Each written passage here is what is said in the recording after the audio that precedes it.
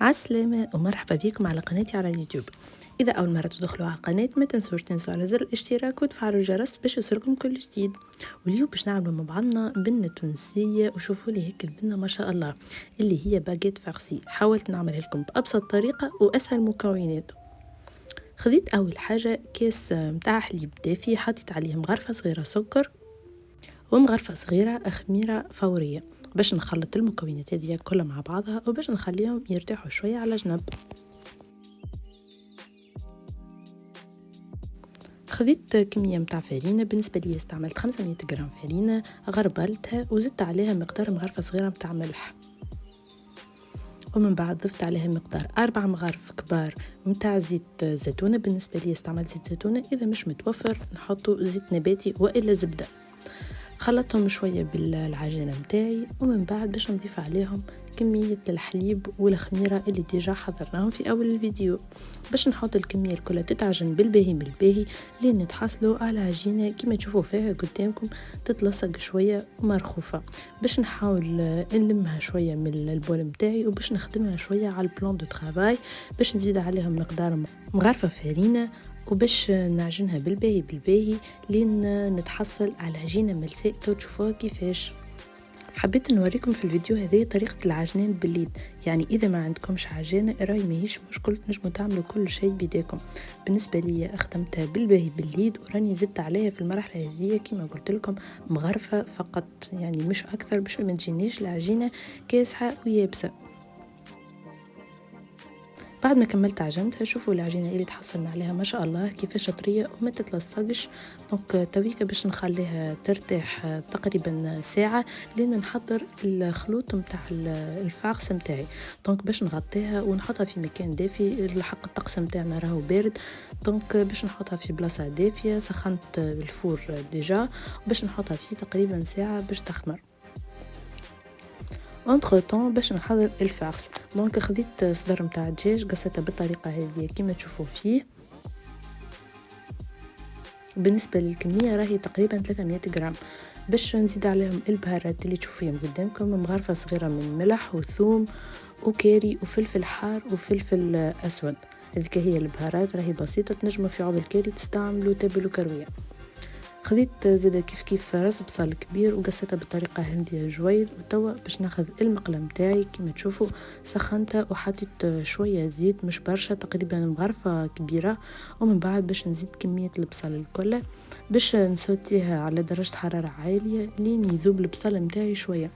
راهو البصل يقبل السخانه اكثر من الدجاج. دونك من بعد باش نضيف كميه الدجاج الكل كما تشوفوا، باش نضيف البهارات اللي ديجا سميتهم لكم. باش نحط الكميه الكل، ومن بعد باش نذوق الملح، اذا ناقص نزيد الملح. باش نطيب بالخليط متاعي اللي تشوفوا فيه قدامكم، ومن بعد باش نحطه في بول يبرد ونكمل نحضر بقيه المكونات اللي هي الطماط والزيتون والفرماج.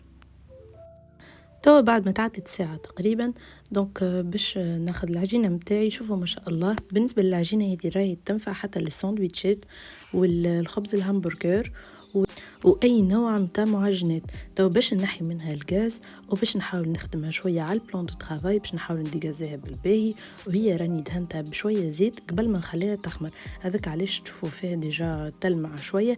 دونك كيما تشوفوا البلان دو ترافاي نتاعي راهو ما فيه حتى شيء، باش نحاول نديغازي العجينه ونلمها بالطريقه هذه، ومن بعد باش نقصها. بالنسبه لي حبيت اللي باجيت نتاعي يكونوا كبار شويه، هذاك علاش العجينه باش نقسمها على 3. لكن اذا تحبوا حجم متوسط، راهي الكميه هذه تعمل لكم 4 ساندويتشات حجم متوسط.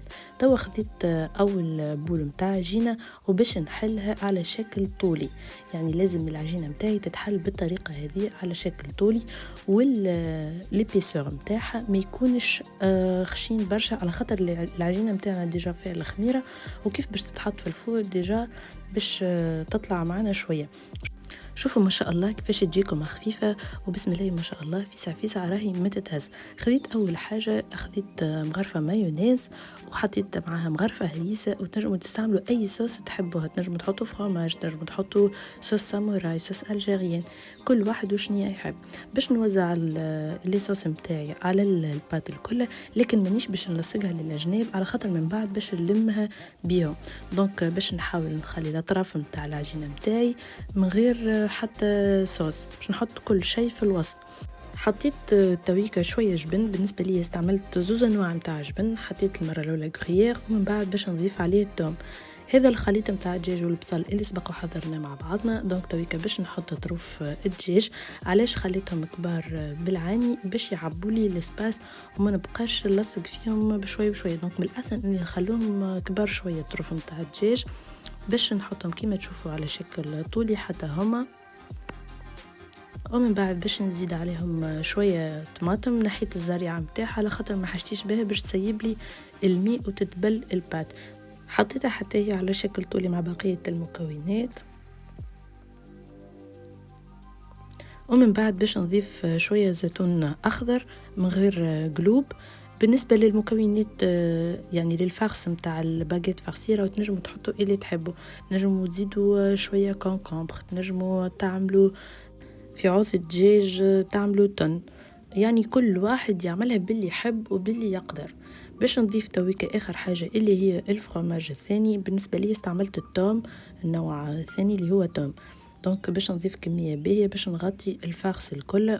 ومن بعد باش نوريكم كيفاش باش نسكرها. بالنسبه للفرماج كل واحد يستعمل اللي يحب، لكن اني كان عندي التوم استعملت التوم، عندكم موتزاريلا استعملوا موتزاريلا، كل واحد شنو يحب.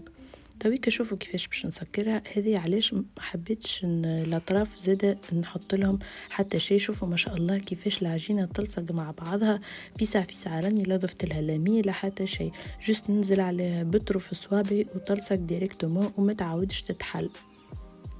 شوفوا لي ما شاء الله كيفاش باش تتسكر بسهوله. تويكا الباجيت متاعي سي بون حضرت، شوفوا كيفاش هزيتها راهي خفيفه وسهله. باش نحطها في البلاتو متاعي كيما تشوفوا. بالنسبه لي حطيتها على بابي كويسون، اللي مش متوفر عنده يحطها ديريكتومون في البلاتو. توا خذيت شويه حليب وباش ندهن الوجه متاع الباجيت متاعي بالحليب. اذا تحبوا عظمه تنجموا تستعملوا بيضه كامله وتزيدوها شويه حليب، لكن اني حبيت نسهل عليكم الحكايه وعملتها جوست بالحليب. وتنجموا في عوض الحليب زاده تعملوا شويه كريم ليكيد والا كريم فريش تحلوها مع شويه حليب حتى هي، والا ماء، وتدهنوا به الوجه متاع البلاتو متاعكم.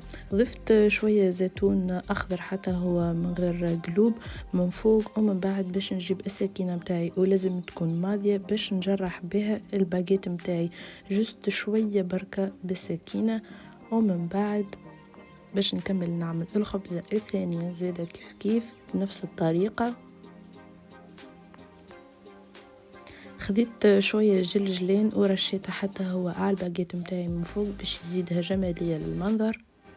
بالطبيعه تنجموا تزيدوا في عوض الجلجلين شويه كمون اسود والا كما يسموه سينوج باللي تحبوا تزينوا. ومن بعد ضفت عليها شويه جبن غريير وحطيتها في الفور على 180 درجه. بالطبيعه لازم يكون الفور مسخن من قبل لمده تقريبا 30 دقيقه. شوفوا لي ما شاء الله هكا المنظر كيفاش جونا قداش مرتوبين وقداش مزيانين. حبيت نعطيهم شويه لمعه من فوق، وخديت مغرفه زيت ودهنت به الوجه متاع لي باجيت متاعي جوست لجماليه المنظر، وراهي اضافه ماهوش اجباري يعني. توا مبقى كان باش نقص معاكم الباجيت. شوفوا لي ما شاء الله قداش تجينا طريه وسهله. راهي بصراحه العجينه تستحق انكم تجربوها، مش كان للباجيت، راهي تجي للمقلوب، تجي اي نوع متاع سندويتشات والا معجنات. واللي باش يجربها بقدره ربي ماهوش باش يندم. لهني راهي مازالت سخونه برشا، هذاك علاش مانيش منجمه نشدها. وشوفوا لي ما شاء الله هكا المنظر كيفاش يجينا يشهي وبنين، وبالحق حاجه كاني في تونس. زدت معاهم شويه فريت قليته. حبيت نوريكم قداش البات تجي طريه. وشوفوا لي هيك الفاخس وهيك تشخشيخه وحاجه راهي تشهي بالبنه. ان شاء الله تكون عجبتكم الوصفه متاع اليوم، وان شاء الله تجربوها، ونتقابلوا في وصفه اخرى المره الجايه ان شاء الله، وبالسلامه.